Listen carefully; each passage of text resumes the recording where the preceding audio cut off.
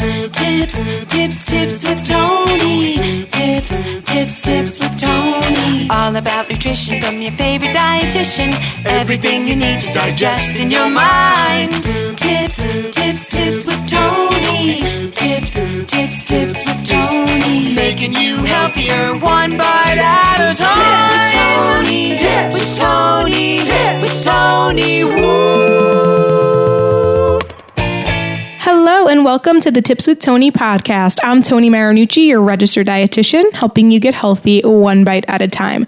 This next segment that you're about to hear is a clip from the training that Jamie and I hosted. We hosted a masterclass, a gut healthy masterclass last week, and it was so incredibly valuable that I could not share it with you guys. I felt like it was just too good to just keep only for those who attended live. Now, with that said, we do want to respect those who took the time out to sit with us and watch us live and watch us on Zoom. So you actually are not getting the full story from A to Z. However, you are getting a significant portion of what Jamie had to share. And next week, I'll also share a portion of what I had to say. It was so good and it was a free masterclass. So I figured, you know what, I want to share it for you guys to provide more value. Like I said, it was too good not to share. So if you want the full recording, you can email me, tipswithtony@gmail.com. Once again, tipswithtony, tipswithtony @gmail.com. And I will get you the full recording. It's just so good. It's just too good. And I can't not. So those of you who attended live, I appreciate you. You're awesome. You're rock stars. But this was just too great to not share with you. So without further ado, here is a sneak peek or a little snippet. I shouldn't say sneak peek, a little snippet of the masterclass that Jamie and I hosted last week. Enjoy. For those of you who don't know me, I'm Tony. I am a registered dietitian and business owner of Diet Tips with Tony, who ironically teaches people how not to diet. I and my team of registered dietitians, Mary Rose and Christina, who happen to be here, we are really big believers in helping people to break up with diet culture, break up with the restriction, and really help them to find balance, embrace healthy habits, and figure out what works best for them. That's because myself, I struggled. The way I started Tips with Tony is because I used to be overweight and insecure, and I was constantly chasing the number on the scale and thinking that the more weight I lost, the happier I would be. But really all it did was get me more unhappy and extremely bloated, extremely bloated. So gut health is really, really important to me. And that's why I'm super, super excited to have Jamie here, who is an expert in this area, to really shed some light on how we can better care for our gut health. So now you guys get to meet the wonderful Jamie, and we're going to get into today's presentation. Perfect. Thank you. So my name is Jamie DeLaurentis, and I am a functional medicine dietitian. And what this really means to you is that instead of taking a Band-Aid approach to gut health specifically, I take a root cause approach. And this actually leads to actual healing versus really putting a Band-Aid or kind of a quick fix on your symptoms. And my goal at Legal Living is really to help you change your health and wellness journey, not just for the better, but for good. What we're really looking for here is that long-term solution to your diarrhea, to the acid reflux, to the constipation. My whole goal is to give you that long-term answer. In addition to really that image, one of my core values at Legal Living is for you to understand and really feel empowered when it comes to gut health. And because of this, I love to break down complex gut health topics, is what we're going to kind of get into today, and make them super digestible and easy to understand. And now, in addition to my educational and clinical background, I am no stranger to both gut and skin issues. So I really got into the nutrition space because of my own history with IBS, with gut issues, really for my entire life.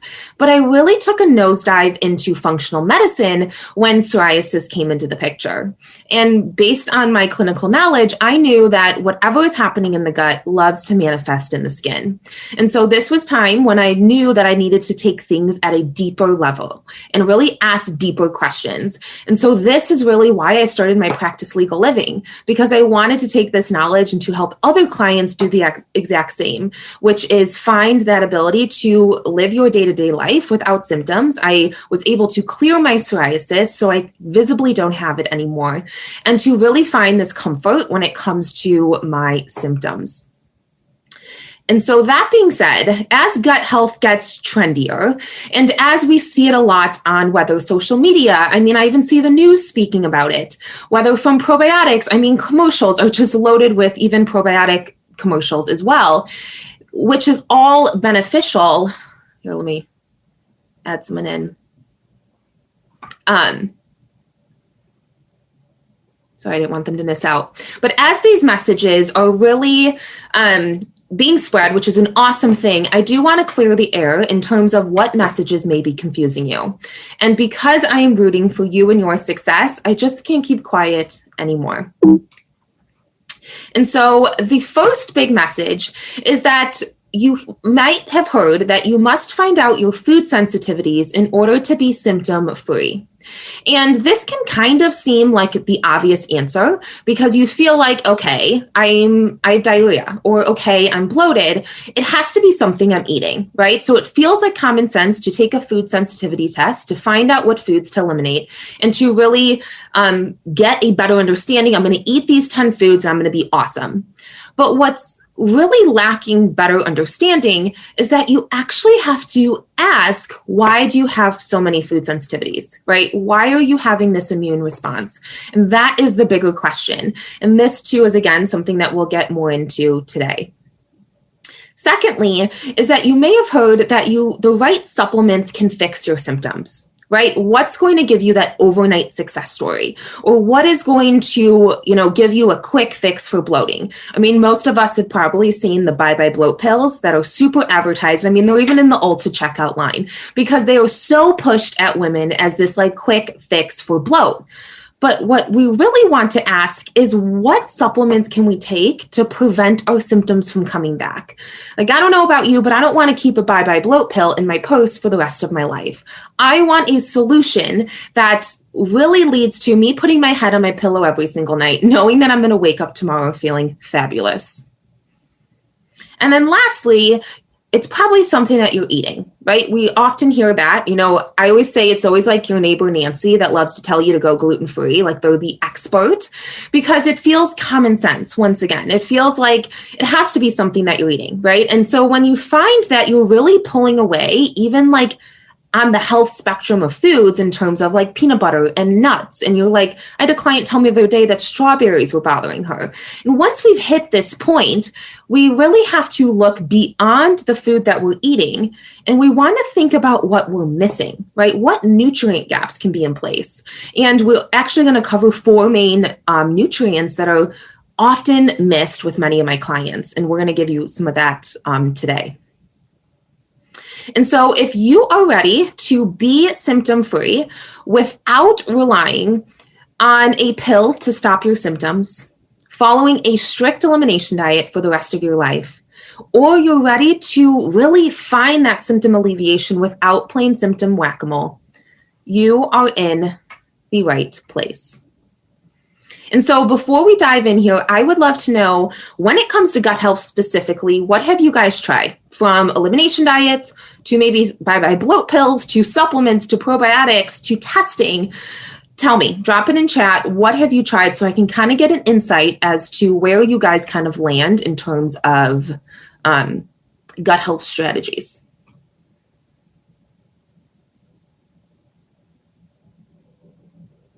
So 1, 2, and 3. So elimination diet, supplements, seeing a GI doc. Supplements tend to be a biggie. Probiotic and enzymes. And did you feel like these gave you the results that you were looking for?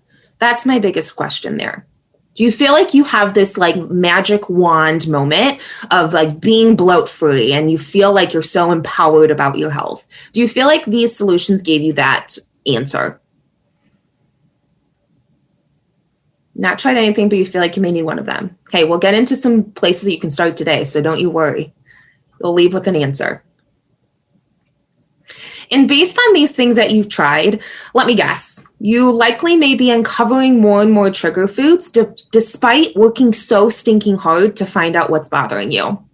You also might still be extremely bloated. I feel like bloat is just one that so many people are like, this will haunt me for the rest of my life.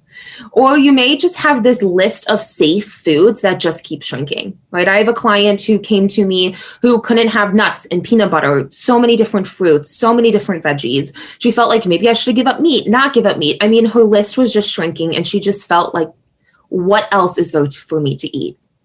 You may also feel anxious eating at restaurants or social events, right? Constantly worried about what is possibly on the menu for you to eat. Or you may be really overthinking food, right? What should I be eating? Shouldn't be eating, right? You lay at bed at night just thinking, what can I do differently tomorrow to change this? And really building this really more fearful or obsessive relationship with food, which Tony is really going to take the lead later in this call when it comes to relationship with food. And then lastly, you may question if there is even a solution to your symptoms anymore, right? I've tried it all. Is there anything else left for me to even do? And so that brings us into what we are going to learn today. So first, we're going to really cover the basics of what is the gut and really clear the air there. And what does optimal gut health look like? We're also going to talk about how to address your gut issues to achieve that long-term symptom predictability, meaning when you put your head on your pillow every single night, you know that based on the foods, the supplements, and the habits you had in place that day, you are going to wake up tomorrow feeling exactly how you know you should feel. We're also going to talk about mindset shifts for long-term results, and that's where Tony's really going to take the lead. And we're going to talk about practical applications that you can start implementing today.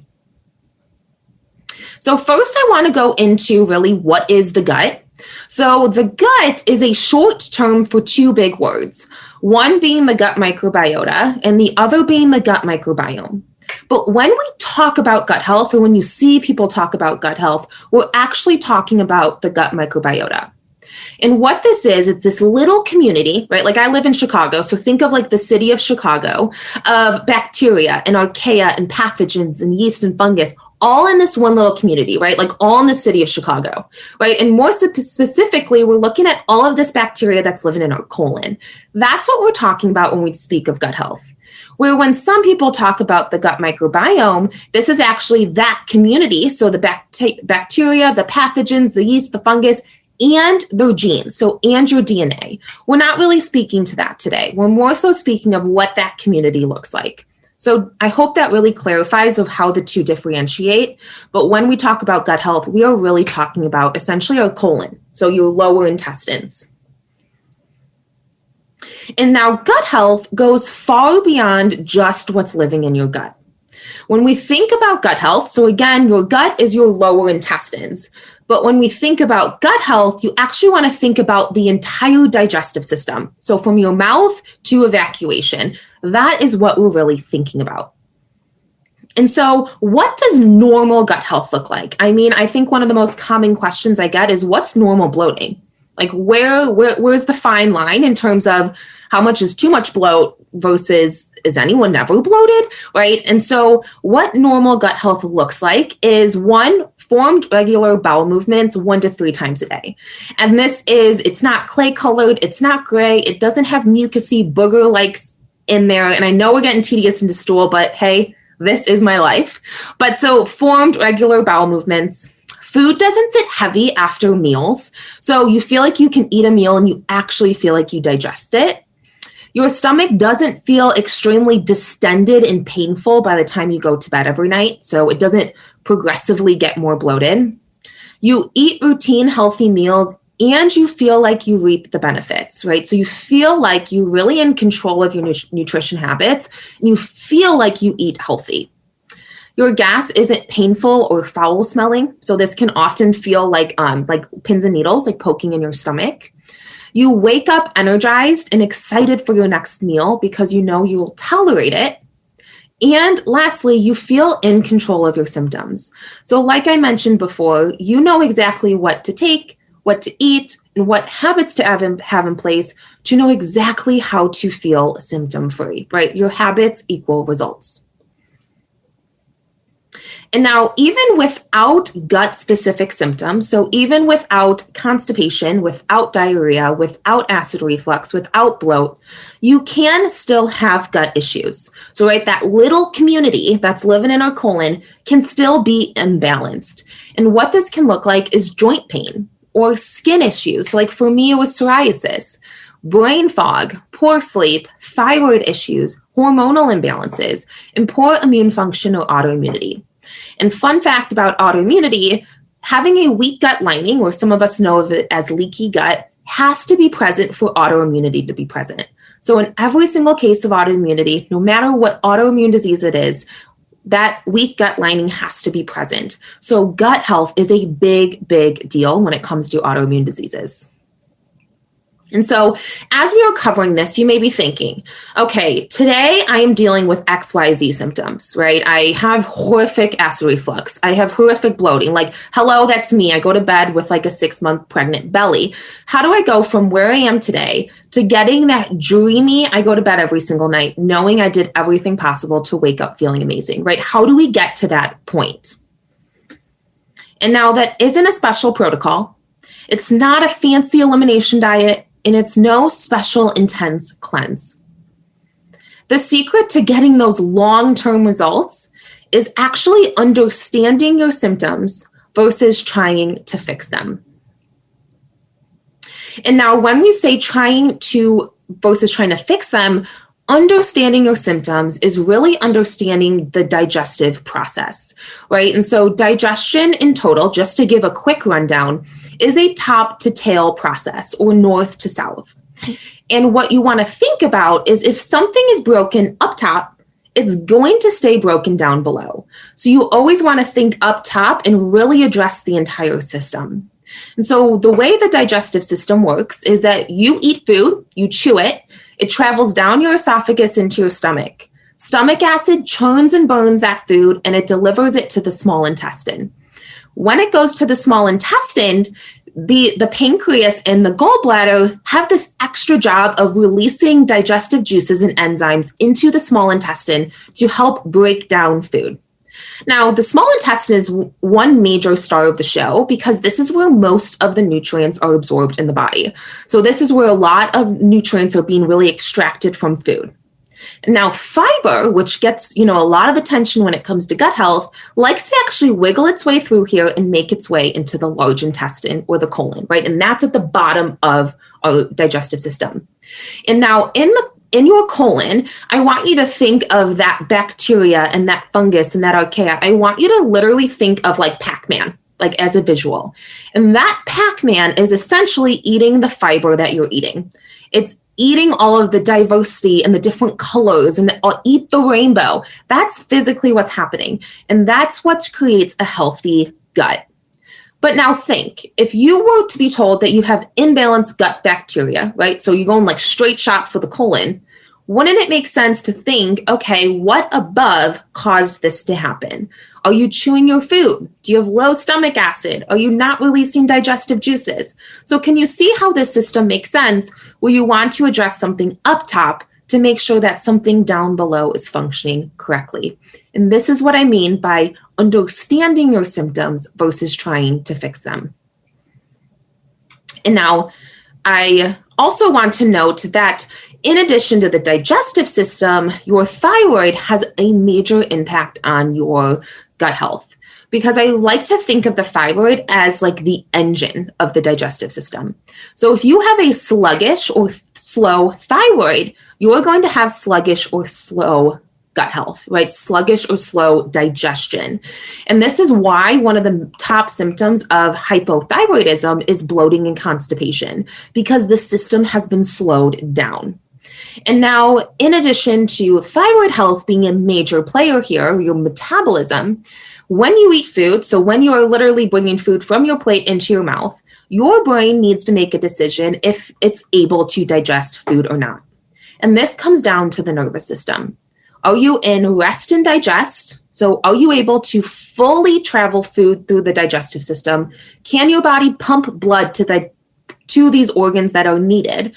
Or is your body going to shut off digestion because it has a stressor to attend to, right? So if we're eating frantically, eating out the door, or rushing, or, watching TV, not being mindful, this is what can happen. And this is exactly why I don't really recommend a ton of on-the-go meals, because we really want to make sure that we are prioritizing that although digestion starts in the mouth, it actually starts in the brain. We have to make a decision of if we're able to properly digest food or not. And so this brings us to common root causes to gut issues. So this is quite the brain dump, but I wanted to make sure that I gave you really the gist of the most common ones from top to tail.